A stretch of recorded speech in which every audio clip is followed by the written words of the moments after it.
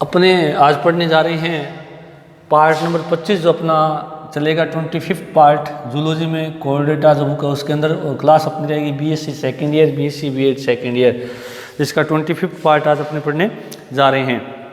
देखिएगा स्टूडेंट, अपने चल रही है टैक्सोनॉमी। टैक्सोनॉमी के अंदर अपने जो अभी तक जो हमने पढ़ा है वो रेप्टाइल्स का क्लासिफिकेशन देख रहे थे। रेप्टाइल्स का हमने पहले जनरल करैक्टर देखे, उसके बाद में उसका क्लासिफिकेशन देखा। तो हमने देखा कि रेप्टाइल्स को उनके टेम्पोरल फोसा जो स्कल करोटी के अंदर पाई जाती है उसके आधार पर उसको 5 सुपर क्लासेज के अंदर बांटा गया था। 5 यूँ कह सकते हैं 5 सब क्लासेज के अंदर बांटा गया था। और 5 जो सब क्लासेज थी उनमें से जो मैंने बताया था 3 जो हैं वो उसके जंतु विलुप्त हो चुके हैं, एक्सटिंक्ट हो चुके हैं। केवल अपने पास 2 सुपर क्लासेज एनेप्सिडा और सिनेप्सिडा जीवित हैं। एनेप्सिडा और सिनेप्सिडा दोनों के अंदर टोटल 4 ऑर्डर मौजूद हैं। उन 4 ऑर्डर के अंदर मैंने आपको कल शुरू किया था कि हमें केवल वो 4 ऑर्डर देखने हैं। उन 4 ऑर्डर के अंदर पहला ऑर्डर था अपना रिंकोसिफेलिया। दूसरा जो ऑर्डर था वो पहला ऑर्डर जो था किलोनिया था। दूसरा था अपना रिंकोसिफेलिया। तीसरा जो ऑर्डर था वो था स्क्वेमेटा। और चौथा जो था अपना जो ऑर्डर था क्रोकोडिलिया था। तो इस प्रकार से 4 ऑर्डर अपने को देखने हैं। पहला किलोनिया, दूसरा रिंकोसिफेलिया, तीसरा जो था स्क्वेमेटा और चौथा क्रोकोडिलिया। फिर मैंने आपको एक बात बताई थी कि भी हमें इन 4 ऑर्डर के जो करैक्टर हैं वो देख लेते हैं ताकि थोड़ा सा हमें आसानी हो जाएगी आगे समझने में। क्योंकि हमें रेप्टाइल्स में एक तो छिपकली को पढ़ना है जो अपने सामान्यतः गोहू या बोलते हैं, या जो रेगिस्तानी छिपकली जिसको हम सांडा कहते हैं। इन दोनों छिपकलियों में से एक छिपकली को हमें पढ़ना है। और साथ में हमें स्नेक्स के बारे में पढ़ना है, सांपों के बारे में बहुत ज़्यादा पढ़ना है। तो उनको पढ़ने से पहले हम ऑर्डर लेवल तक उनके जो करैक्टर हैं उनकी हम बात कर रहे थे। तो मैंने बताया था 4 ऑर्डर हैं। पहला ऑर्डर जो था अपना कौन सा था, किलोनिया। दूसरा रिंकोसिफेलिया।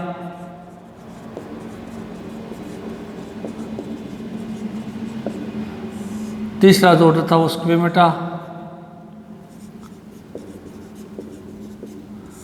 चौथा क्रोकोडिलिया। ये 4 ऑर्डर अपने इसमें पढ़ने हैं, या 4 जो गण अपने बोलते हैं वो अपने को पढ़ने हैं। इसमें से मैंने कल किलोनिया के बारे में आपको बता दिया था, रिंकोसिफेलिया के बारे में बता दिया था, स्क्वेमेटा जो है उसके बारे में अपने कल जिक्र कर रहे थे कि स्क्वेमेटा जो जंतु होते हैं इनकी क्या क्या विशेषताएं होती हैं। तो स्क्वेमेटा जो जंतु हैं इनको यदि हम देखें तो इसके जो जंतु हैं इनको इसके अंदर ये सबसे बड़ा यूँ कह सकते हैं जातियों वाला ऑर्डर है। सबसे ज़्यादा जातियाँ इसमें पाई जाती हैं। जो जितनी भी छिपकली हैं और सांप हैं वो सारे के सारे किस में आते हैं, इस स्क्वेमेटा के अंदर आते हैं। सबसे ज़्यादा जीवित जातियाँ इसी के अंदर पाई जाती है। सबसे मनुष्य को यूँ कह सकते हैं कि आर्थिक रूप से जो यूँ कह सकते हैं लाभ या हानि पहुँचाने वाला ऑर्डर है वो कौन सा है, रेप्टाइल्स के अंदर स्क्वेमेटा। अब मैंने आपको कल बताया था कि जो अपने इसको 2 सब ऑर्डर के अंदर बांटा गया है। इसको 2 सब ऑर्डर में बांटा गया है। 2 सब ऑर्डर जो हैं उसमें पहला सब ऑर्डर जो था अपना था लेजर्टिलिया और दूसरा था ओफिडिया।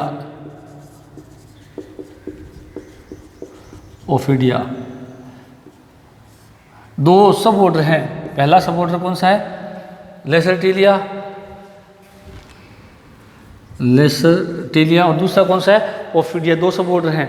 इन दोनों सब ऑर्डर की यदि हम बात करें तो लेसर्टिलिया जो सब ऑर्डर है, इस सब ऑर्डर के अंदर हमने बात की थी कि छिपकलियों को सम्मिलित किया गया है, और इसके अंदर किसको सम्मिलित किया गया है, सांपों को सम्मिलित किया गया है। तो जितने भी सांप हैं वो सारे ओफिडिया सब ऑर्डर के अंदर आते हैं, और छिपकलियाँ जितनी भी लेसर्टिलिया के अंदर आती है। तो कहने का मतलब अपने स्क्वेमेटा को थोड़ा सा कल अपने इसके लक्षण देख लिए थे। कल मैंने लक्षण इसके बताए भी थे आपको कि जो स्क्वेमेटन जो एनिमल्स होते हैं इनकी यदि हम बात करें तो इनका जो है सबसे पहली बात, इनकी करोटी के अंदर 2 टेम्पोरल फोसा होते हैं। क्योंकि हम ये जो जंतु पढ़ रहे हैं वो 5th सब ऑर्डर के जंतु 5th सब क्लास के जंतु पढ़ रहे हैं। सिनेप्सिडा की विशेषता यही होती है कि 2 टेम्पोरल फोसा इसके अंदर पाए, 2 जोड़ी टेम्पोरल फोसा इसके अंदर पाए जाते हैं। उसके अलावा इनके अंदर बात करें तो जो फुट पाए जाते हैं वो फुट जो होते हैं नखरयुक्त होते हैं, और साथ में कुछ छिपकली और सांप जो होते हैं इनके अंदर फुट एब्सेंट हो सकते हैं, जैसे सांपों के अंदर फुट एब्सेंट होते हैं। उसके अलावा आपको बताया था कि टीथ जो होते हैं एक्रोडोंट या फ्लोरोडोंट प्रकार के हो सकते हैं। एक्रोडोंट और फ्लोरोडोंट के ये मैंने आपको पहले विस्तार से बताया हुआ है। उसके अलावा इनके हर्ट जो होता है, हर्ट की यदि हम बात करें तो 4 चैम्बर्ड होता है, यानी हर्ट के अंदर कम्प्लीटली 4 चैम्बर्ड होता है, यानी कि 2 आलिंद होते हैं और नील्य एक होता है, परंतु नील्य बीच में से सेप्टम द्वारा आधा 2 भागों में बंटा रहता है, आधा दोनों नील्य आपस में एक दूसरे से जुड़े हुए रहते हैं। उसके अलावा अवस्कर छिद्र जो होता है, अवस्कर छिद्र यानी क्लोइकल जो छिद्र होता है वो अनुप्रस्थ होता है। ये कल मैंने डायग्राम बना के बताया था कि इनमें क्या होता है, अनुप्रस्थ रूप में पाया जाता है, इस प्रकार से होता है। उसके बाद में आपको बताया था कि जो नर होते हैं इनके अंदर हेमीपेनिस या डबल पेनिस है वो कोपुलेटरी ऑर्गन के रूप में पाया जाता है। इन कोपुलेटरी ऑर्गन में प्रेजेंट होता है जो कि डबल हो सकते हैं या हेमीपेनिस यानी अर्धशिशन के रूप में होते हैं। अब अर्धशिशन का जिक्र हम आगे जब छिपकली को डिटेल में करेंगे तो वहाँ पर आएगा। और जो चाहे डबल पेनिस हो चाहे हेमीपेनिस हो, दोनों ही कोपुलेटरी ऑर्गन होते हैं और दोनों ही शुक्राणुओं को मादा की वेजाइना के अंदर छोड़ने का काम करते हैं। उसके बाद में देखो कि लगभग सांप और छिपकलियों जो स्क्वेमेटा है इनके अंदर सांप और छिपकलियों की 6800 जातियाँ ज्ञात है। कितनी जातियाँ ज्ञात है? लगभग 6800 जातियाँ ज्ञात है। और 6800 जातियों को लेसरटिलिया और ओफिडिया 2 सब ऑर्डर के अंदर रखा गया। तो आज अपनी बात करेंगे लेसरटिलिया और ओफिडिया की दोनों की। तो इनको यदि हम थोड़ा सा ध्यान से देख लेते हैं, क्योंकि ये दोनों ही अपने को सबसे ज़्यादा प्रभावित करते हैं और दोनों अपने से किसी न किसी प्रकार से जुड़े रहते हैं। तो स्क्वेमेटा को हमने 2 सब ऑर्डर में बांटा है, लेसरटिलिया और ओफिडिया। लेसरटिलिया के अंदर सारी छिपकलियाँ जानकारी के लिए बता रहा हूँ, और ओफिडिया के अंदर क्या है, सारे के सारे सांप हैं। तो अपने इनकी अब बात करेंगे दोनों के अंदर क्या है। उसके बाद में हमारा लास्ट जो है ऑर्डर बचता है क्रोकोडिलिया, उसको बाद में अपने पढ़ते हैं। तो अब अपने बात करते हैं लेसरटिलिया और ओफिडिया।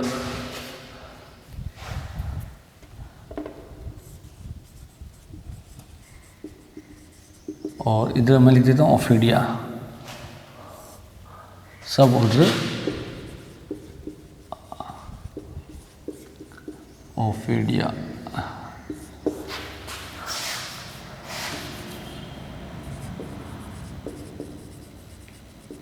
सब ऑर्डर ओफिडिया।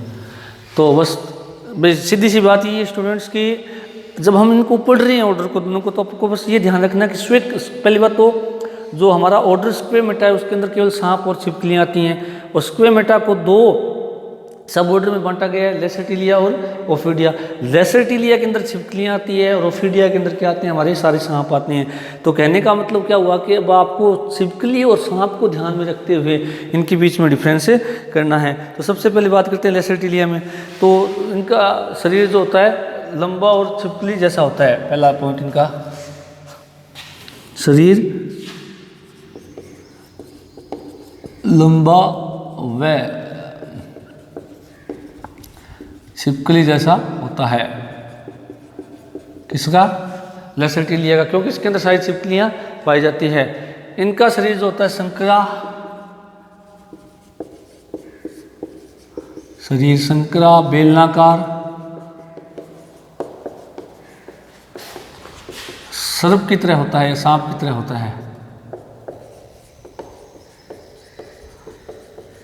अब ये देखिए दोनों के अंदर अंतर आ गया शेप एंड साइज के अंदर। उसके अलावा यदि हम बात करें जो फुट हैं और ग्रिडल्स हैं वो पाई जाती हैं, वह विकसित होती हैं, विकसित होती हैं। अब सांपों के अंदर आपको पता है फुट और जो ग्रिडल्स होती हैं सामान्यतः अनुपस्थित होती हैं। फुट एंड ग्रिडल्स सामान्यतः एब्सेंट।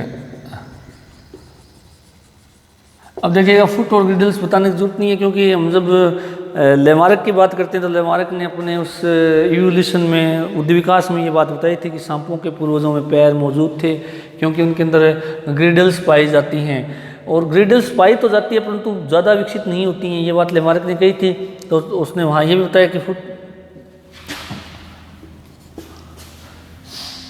जो कि लेमार्क ने बताया था कि सांप जो होते हैं उनके अंदर फुट हैं वो एब्सेंट होते हैं, जो आपने पढ़ा है बार बार। और अपने यहीं ये बात लिखी है कि सांपों के अंदर फुट और ग्रिडल्स जो सामान्यतः एब्सेंट है, जबकि छिपकलियों के अंदर ये क्या है पाई जाती हैं।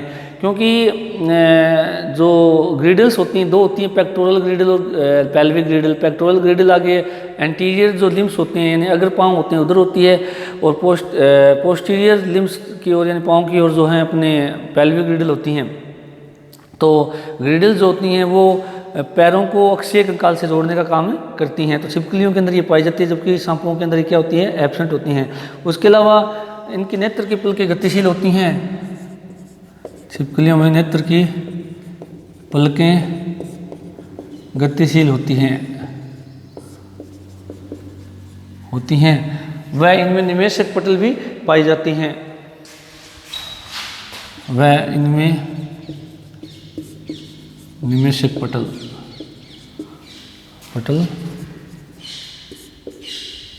पाई जाती हैं। अब सांपों में क्या होता है, नेत्र की जो पलकें होती हैं अगतिशील होती हैं, और साथ में निमेशक पटल क्या होती है एब्सेंट होती हैं। नेत्र की पलकें अगतिशील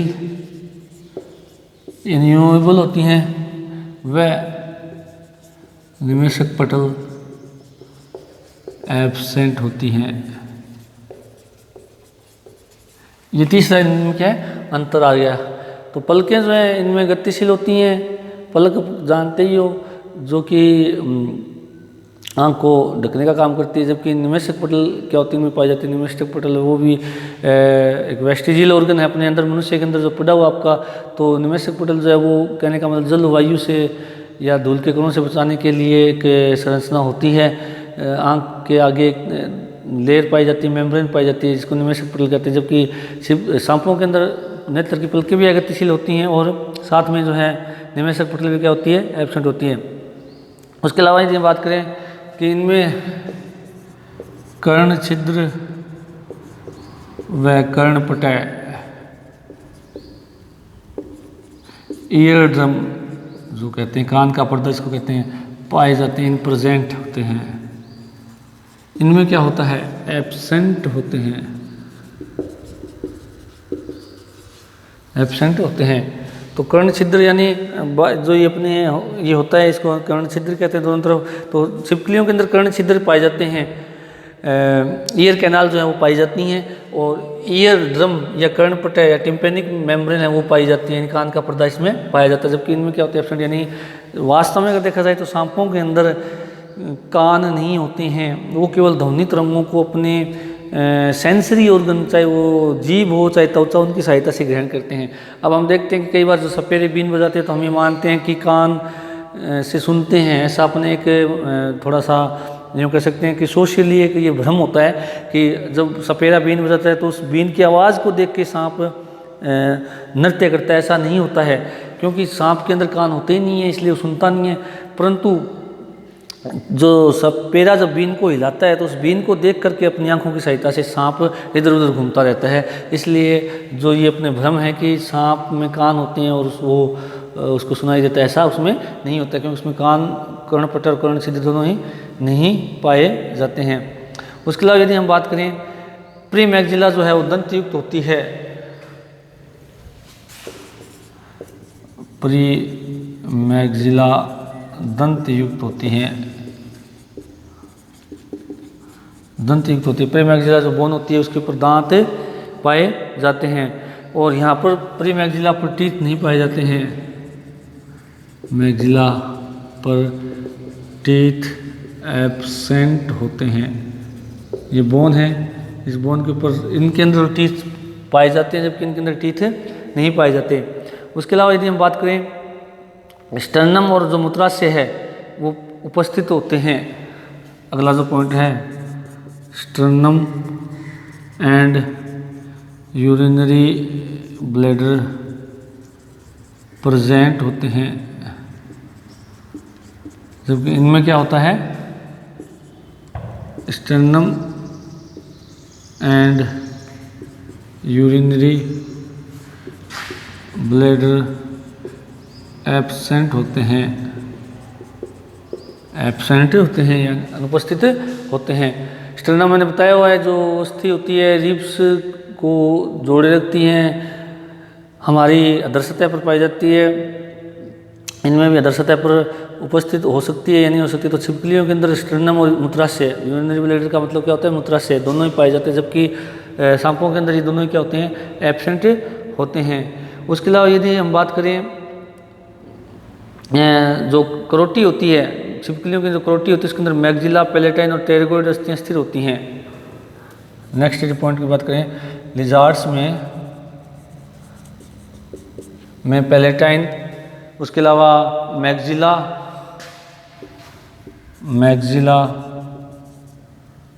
पैलेटाइन व बोन स्थिर होती है, इनमूवेबल नहीं होती है। इनमें क्या होता है, ये मूवेबल होती है, यानी गतिशील कह सकते हैं, गतिशील होती है। अब देखिएगा, ये अपने वैसे सांप जब शिकार करता है तो उस दौरान हम उसके सांप के शिकार करने के प्रोसेस को पढ़ेंगे, तो वहाँ पर ये नाम आएगा मैग्जिला, पैलेटाइन और टेरिगोइड बोन, दोनों तीनों नाम आएंगे।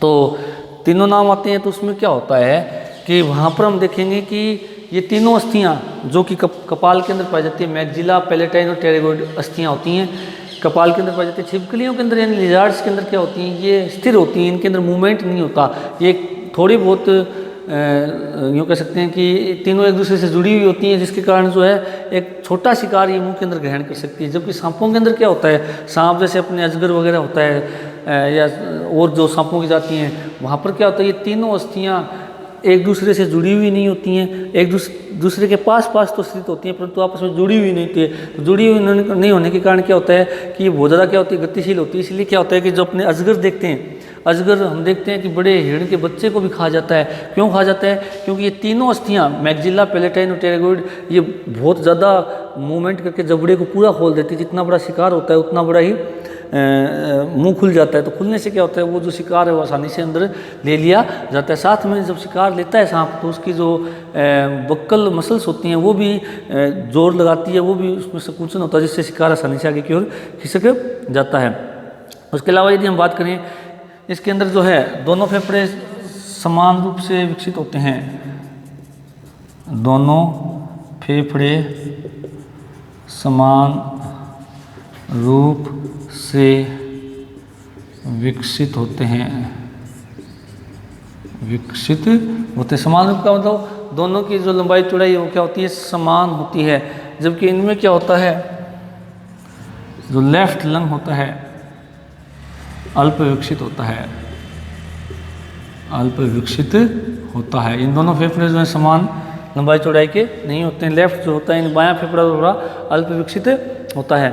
उसके अलावा यदि हम बात करें, छिपकलियों की जो जीवा है वो द्विशाखित होती हैं,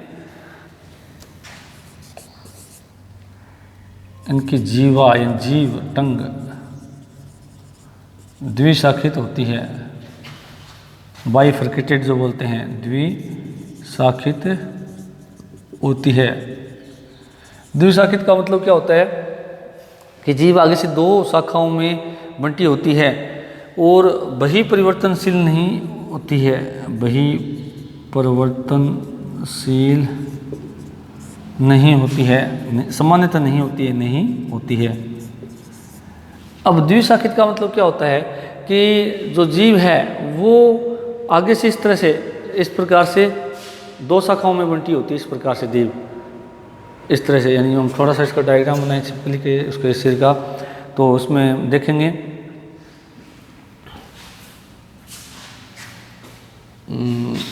डायग्राम बना देता हूँ इसका, मैं ये बना देता हूँ। चलो इस प्रकार से, जैसे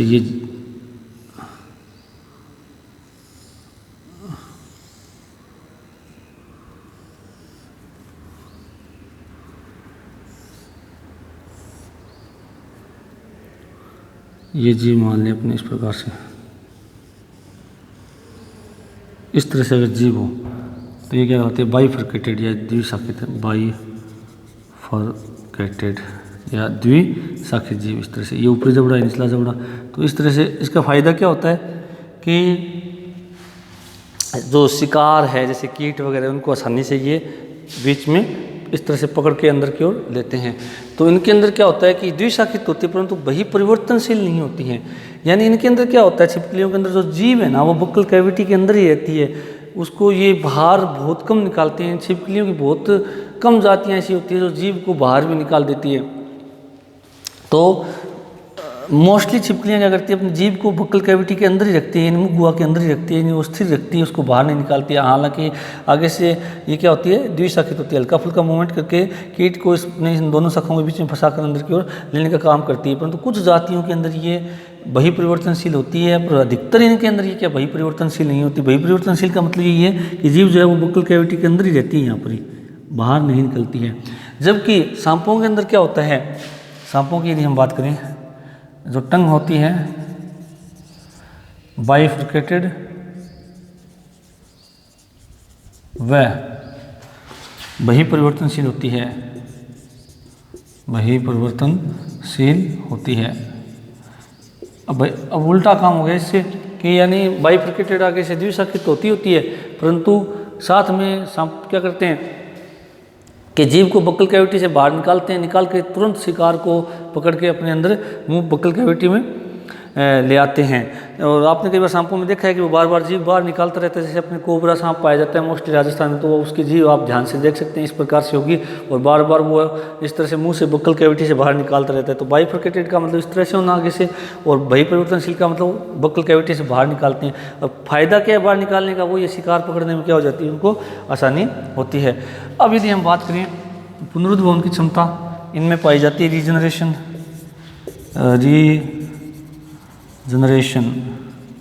यानी पुनरुद्भवन उपस्थित, और मुख्यतः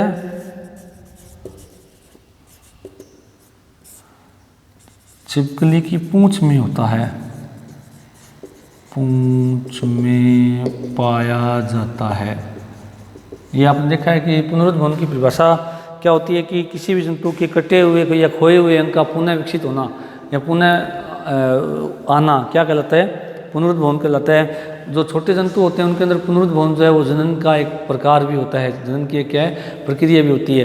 तो छिपकलियों के अंदर हम देखते हैं कि पूंछ, घरेलू छिपकली जो होती हैं अपने, उनके अंदर यदि हम देखते हैं कि जो पूंछ है वो टूट करके पृथक हो जाती है, उसके बाद में हम देखते हैं कि पूंछ वापस से विकसित हो जाती है, तो उस घटना को पुनरुद्भवन कहते हैं। मनुष्य के अंदर कुछ मात्रा में जो घाव का भरना है, घाव भरना भी पुनरुद्भवन ही होता है। जबकि सांपों के अंदर पुनरुद्भवन क्या होता है, एब्सेंट होता है, पुनरुद्भवन एब्सेंट या अनुपस्थित है, अनुपस्थित होता है, अनुपस्थित होता है। तो सांपों के अंदर यदि पूंछ वगैरह टूट जाए तो दोबारा विकसित नहीं आती है। उसके अलावा यदि हम बात करें, इनकी लगभग 3800 जीवित जातियां मौजूद है, 3800 जीवित जातियां पाई जाती है, जातियां पाई जाती है। जबकि इनकी लगभग 3000 जातियां, 3000 जातियां जीवित है, जीवित पाई जाती है, जातियां जीवित है, यानी अभी वर्तमान देखने को मिलती है। तो 3800 जातियाँ इनकी छिपकलियों की जीवित और 3000 जातियाँ इनकी है। अब यदि हम बात करें, बहुत सारी उदाहरण हैं अपने, जो सांडा है, हेमिडैक्टाइलिस घरेलू छिपकली है, उसके अलावा आपका गो है, ये सारी गिरगिट है, ये सारी छिपकलियाँ कहाँ लेसर्टिलिया के अंदर आती है। और ओफिडिया के अंदर आपका जो नाजा सांप है, जो कोबरा कहते हैं, उसके अलावा एरिक्स है, हाइड्रोफिक्स है, वाइपर है, बुंगेरस है, ये सारे के सारे क्रेत है, ये सारे के सारे कौन से में आते हैं, ओफिडिया के अंदर आते हैं। तो एग्जाम्पल यदि आप बात करें, जैसे हेमिडैक्टाइलस है, कैमेलियन है, मैं लिख देता हूँ एग्जाम्पल्स, यहाँ लिख देता हूँ एग्जाम्पल, हेमिडैक्टाइलस, कैमेलियन, वेरेनस को जिसको अपने कहते हैं। उसके अलावा आपकी ड्रेकोइडन छिपकली होती है, ड्रेको, ये सारे इसके एग्जाम्पल हैं। ओफिडिया की यदि हम बात करें कोबरा है, एग्जाम्पल्स की बात करें कोबरा, नाजा, बुंगेरस है, उसके अलावा पिट वाइपर है, नाजा है, बुंगेरस है, पिट वाइपर है, एरिक्स है, हाइड्रोफिस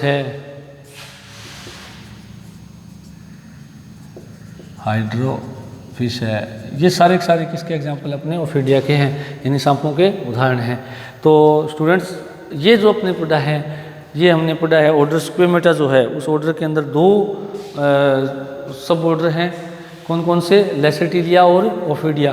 तो लेसेटिलिया जो है उसके अंदर छिपकलियाँ आती हैं और ओफिडिया के अंदर सारे के सारे सांप आते हैं। तो जो मैंने मुख्य लक्षण जो हैं उन दोनों के आपको बताए हैं कि दोनों के अंदर क्या क्या लक्षण पाए जाते हैं। तो वैसे अगर आप लेसेटिलिया के अंदर एक छिपकली को ध्यान में रख कर के भी अपने लेसेटिलिया सब ऑर्डर के करैक्टर लिख सकते हैं, और ओफिडिया के अंदर कोई भी एक सांप को उदाहरण मान के उसके सारे के सारे अपने जो हैं लक्षण लिख सकते हैं। अब अपना एक लास्ट ऑर्डर बचा है क्रोकोडिलिया, जो अपने नेक्स्ट क्लास में पढ़ेंगे। Thank you.